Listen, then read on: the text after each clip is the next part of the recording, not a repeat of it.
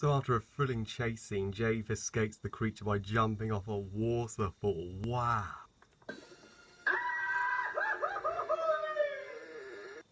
So while Jake is trying to stay alive in the forest, he gets attacked by some dog creatures. But lucky for him, his ass is saved by the coolest chick ever put to film, Neytiri, played by Zoe Zadana, as she basically annihilates all the dogs and successfully saves Jake's life. Seriously, I love Neytiri. She is the best character in this movie, without question. She is frigging badass. And that's not the last time we'll see her badassery, because she gets pretty badass later on too. So as Jake thanks Neytiri for saving him, how does she respond? Don't thank. You don't thank for this. This is sad. Very sad only. Okay, I'm sorry. Whatever I did, I'm sorry. Well, this is your fault. They did not need to die. My fault they attacked me. How am I the bad guy? Your fault! Hey, woo. Your fault! You're like a baby, making noise, don't know what to do.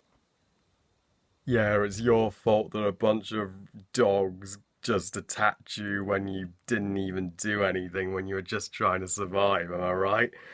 Yeah.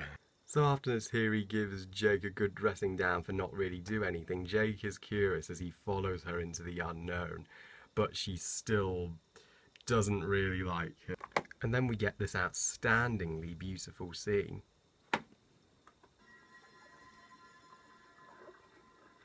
What is it? It's so pretty.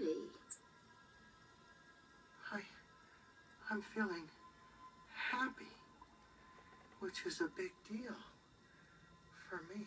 I want to touch it. So Jake all of a sudden gets captured by Zute, Neytiri's, let's just say, asshole of a brother who doesn't take a liking to Jake at all. But Neytiri luckily convinces him to spare Jake life and take him to their home tree where their mother and father will decide his fate. And as Jake is brought to the Navi home tree for the first time, we get quite possibly the largest amount of people ever motion captured on film. That's right, when Weta Digital shot this movie, they actually had 80 people in mocap suits. And as Jake's brought before Neytiri's father, the king of the Navi, he debates whether to kill Jake. But when his wife, the queen of the Navi clan, examines Jake, she's a bit more trusting, as he tells her he was a marine once and a warrior, and she thinks they can learn a lot from him. And as Neytiri said, Awa seems to trust him, so well, that was quick and easy. Looks like Jake is going to be one of the clan after all. The queen then instructs Neytiri to teach Jake the ways of the Navi. It's decided. My daughter will teach you our ways. Learn well, Jake Sully. I just love that. Learn well, Jake Sully. That's a cool way of pronouncing his name. So Jake wakes up as he tells Quan, Richard, Grace and Parker the good news that their plan for him to gain the Navi's trust is well underway. So their mission to get the ukulele from Pandora has officially begun. So on his first day of becoming one of the people, Jake finds that he may be struggling a bit. Forward! Ooh, I think I broke something. So to progress the mission, Jake, Grace and Co head out to the ancient floating mountains of Pandora, and wow, this is outstanding visual effects achieved. You should see your faces. I mean, wow, do I even need to say why this movie won the Academy Award for Best Visual Effects? So after they set up base on the mountains, Jake is slowly but surely becoming one of the people. And apparently, one of the things that he finds hardest is the language. The language is a pain, but, you know, I figure it's like field stripping a weapon. Just repetition, repetition. Naughty. Naughty. Naughty. Naughty. Hey Neytiri, I was wondering, Nari is the Navi word for eyes, but I was kind of thinking, what are the Navi words for the following? Shit bark, foot bark, dick bark, ass bark, bastard bark, vagina. And lastly, what's the Navi word for boobs? Aye. Ow! Oh, sorry, Neytiri, sorry. I won't ask anymore. For your sake, I'll shut up. So Jake prepares to get ready for his final stage in becoming a Navi, choosing his Neytiri calls him Banshee. Scowl.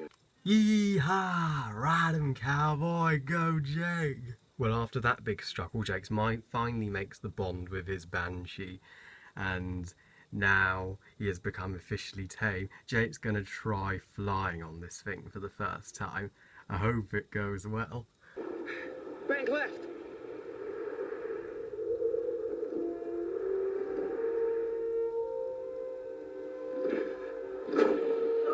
Level out. That's it. Wow. Do you know what this reminds me of?